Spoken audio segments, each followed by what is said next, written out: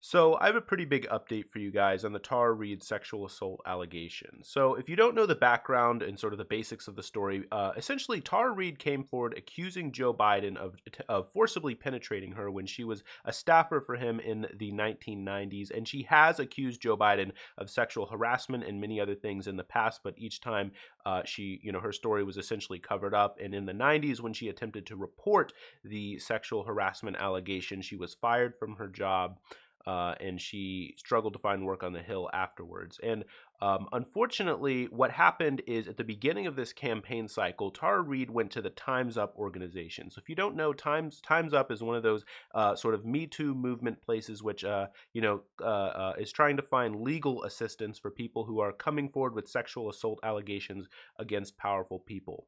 Well, unfortunately, essentially what happened is the Time's Up organization basically strung her along with a bunch of emails telling her, "Oh yeah, we're looking into it, we're doing research on it." And then now they came forward more recently and said, "Actually, we can't do it. We can't look into your story.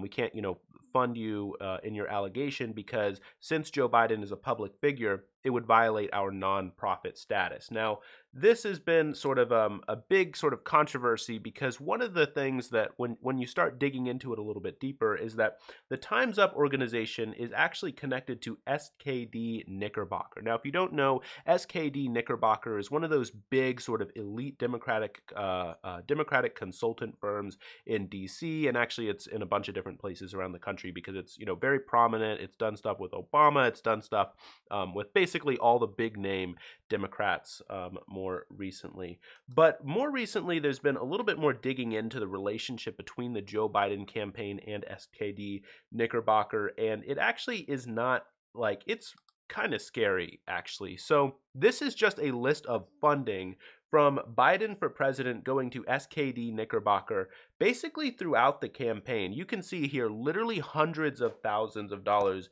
going from the Biden campaign to SKD Knickerbocker. Now, the reason why obviously this is such a big deal is that essentially what was going on is that for this whole time since the beginning of the campaign cycle, um, basically Time's Up was coming forward telling everybody that, or telling Tara Reade that, hey, look, well, we're looking into it, we're trying to see what we can do for you, blah blah blah, and taking all this time. And meanwhile, of course, taking all this money from the Joe Biden campaign, and then they turn around once it looks like the campaign is over, once it looks like Joe Biden may have prevailed against Bernie Sanders, then they turn around and they tell Tara Reade, well, actually, we can't do anything from it. So I mean, this really does seem to be like a catch and kill at this point. I mean, this is not at all looking good at all for Joe Biden.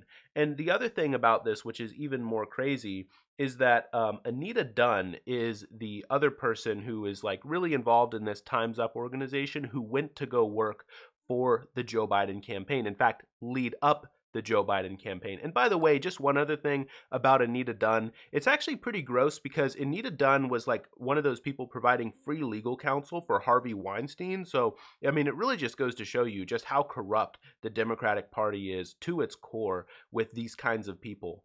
But the other thing I just want to show you about is, some of the responses which we've really been getting out of the Democratic Party when it comes to this whole thing is essentially just attempting for a cover up. So this is Howard Dean. So obviously Howard Dean, pretty big up there in the Democratic Party.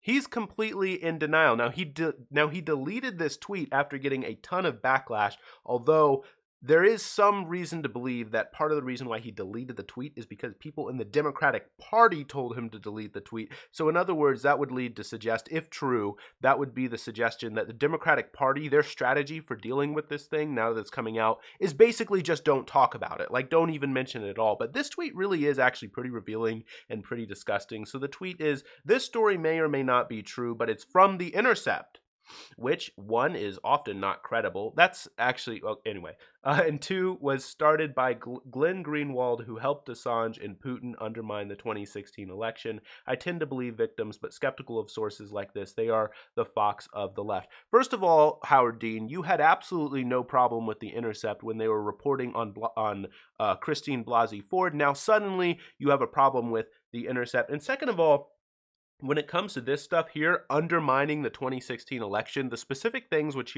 he's talking about is the fact that they were reporting on actual facts that Assange was leaking out. And so they were, basically the only ones covering those facts. Now, it turned out that those facts may possibly have slightly hurt Hillary Clinton, although honestly, the reason why Hillary Clinton lost was her own fault. I mean, we've talked about that on this channel, right? But you could argue that some of those facts that came out probably didn't help Hillary Clinton. So therefore, in his mind, they're not credible. What is that saying? It means facts came out which harmed your political interest or the people who, you were backing. Therefore, the news source itself is not credible. That's not how it works. That's not how it works. And the other thing is, guys, that's exactly what he's doing here right now. A fact possibly came out against someone who you're backing for president, and you don't like it, and so you smear the source instead of trying to actually deal with the facts and actually sort of work through this thing. And actually, Sahil of Progressive Voice had a really good tweet about this, absolutely slamming these Democratic hacks here, saying, "It's wild to see all the people who just a year ago believed Christine Blasey Ford, but now don't believe Tara Reade because it is Joe Biden that is accused, shameless hypocrites." And then I tweeted down here in response, #resistance was always a scam. Because I mean, it really is. It just shows just how fake so much of this stuff is. Now, here's the thing, guys, especially when it comes to this Howard Dean thing, is you could argue, because there are, you could say, okay, well, I don't like The Intercept. But the response to that isn't to say, well, I don't believe the story at all. The response to that is, well, let me send this story over to some credible journalist who Howard Dean would call credible at the New York Times and say, hey, could you do an investigation on this?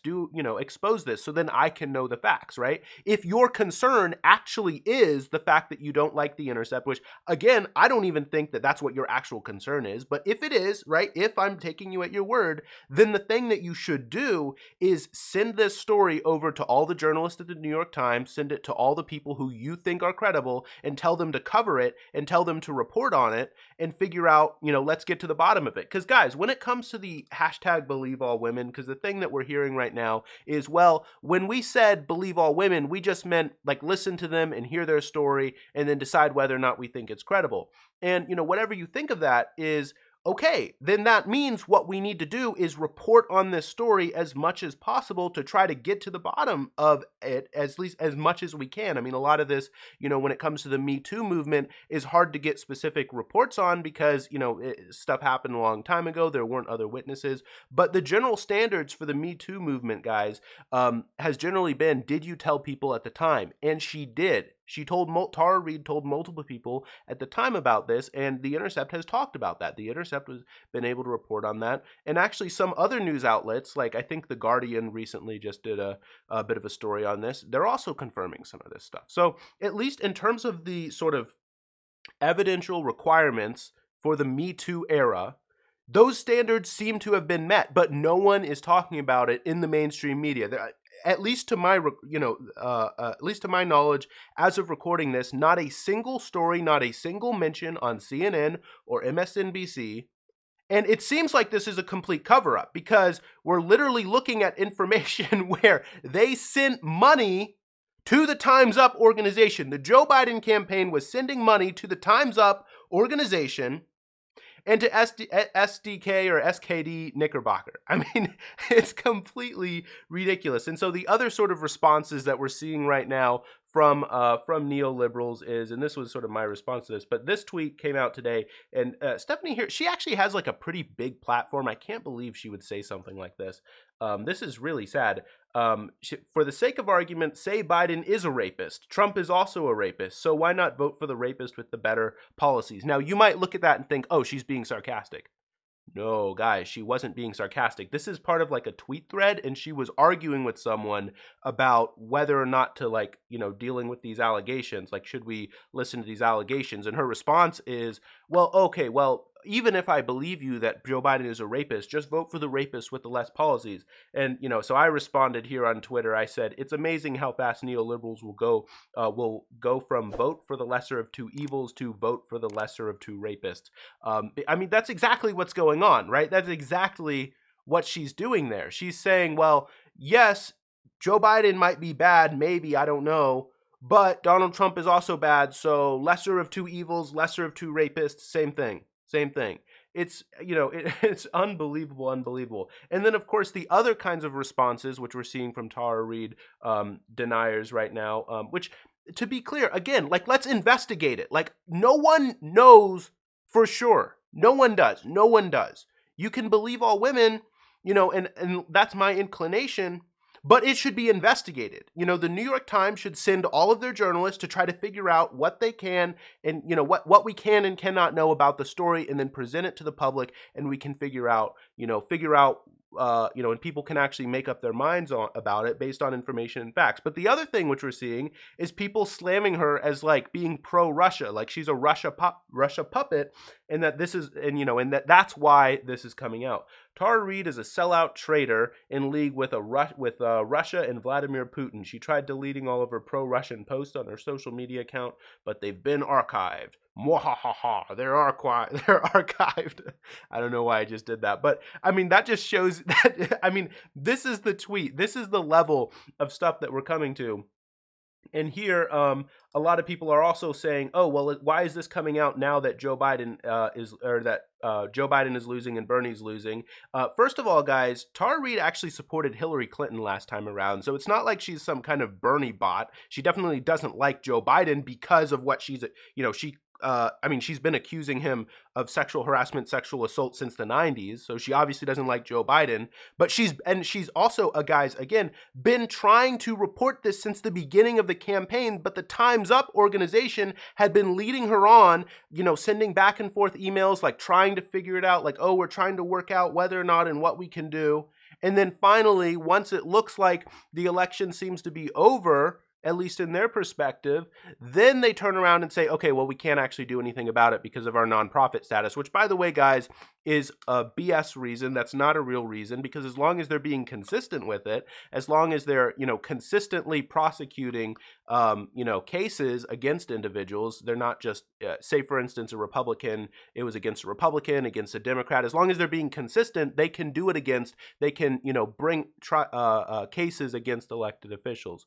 So it's a BS reason that they're even doing that. It just shows you that the Me Too movement, or actually not the entire Me Too movement, I don't want to be unfair, but at least Time's Up is just another arm of the Democratic establishment.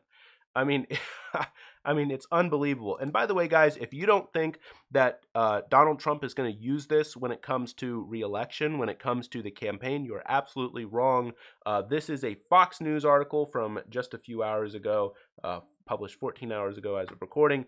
Biden sexual assault allegation goes unmentioned in another televised interview. And I'm seeing this all over conservative media right now. They're really harping on this. They're really trying to bring this up because they know that this helps Donald Trump.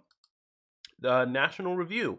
Will Joe Biden live up to his own principles? And the article is about the allegation and how Joe Biden, used to always say, well, when a woman comes forward, I think you should believe her.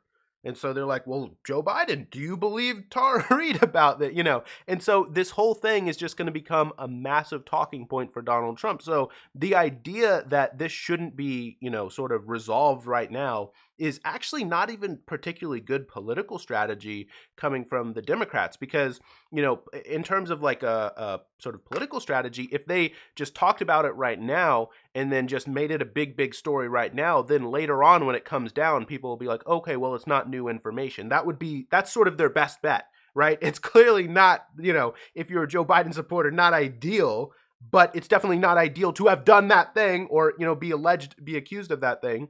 Right. But if you want to like get ahead of it, basically, just talk about it nonstop, so that then later down on the line, when Donald Trump brings it up, voters are like, well, I already heard about this. That's their hope. Obviously, personally, I've called, on Twitter, I was like, Joe Biden needs to drop out because of this allegation. I think that this is, disgusting, unless Joe Biden, can really come forward with evidence to his side. I think that he should drop out because this is really dangerous. This, it's not a good idea to run politically, run someone who has all kinds of accusations of sexual assault, sexual harassment. I think this is like the 9th woman who's come forward against accusations against Joe Biden. So it's really, really gross. But the last point that I want to make here is that, running up to the 2016 election, one of the conversations that was, really sort of going on among the left was whether or not it was really worth it to go out and vote for Hillary Clinton, right? That was sort of one of the big debates that a lot of people on the left were having. Some people argued that, well, look, Donald Trump is the lesser of two or Hillary Clinton is the lesser of two evils, and so you should vote for Hillary Clinton over Donald Trump. And then other people were arguing, actually, it might not be so bad if Donald Trump wins because it'll be kind of a backlash, right? There was this backlash theory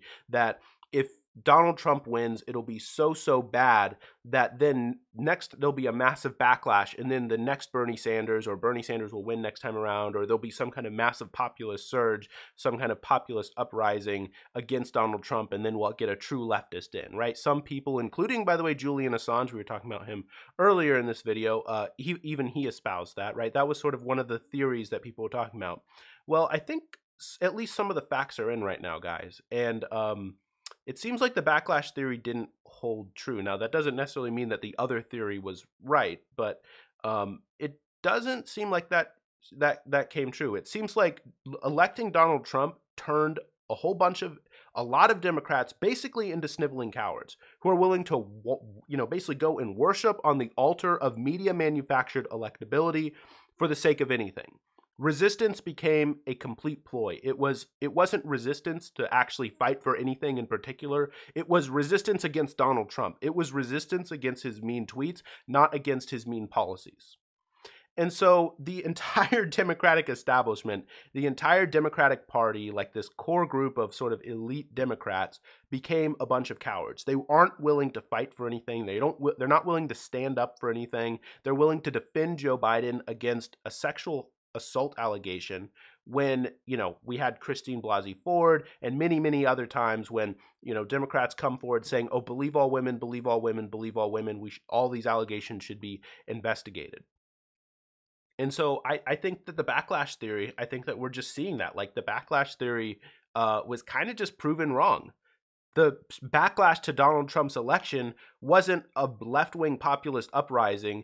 It was people becoming sniveling cowards and willing to settle for anything in order to get Donald Trump out. So I think that's actually, that's just the really sad reality of it. So anyway, that's the video. If you liked it, I'd really appreciate it if you hit the like button and consider subscribing. Thanks.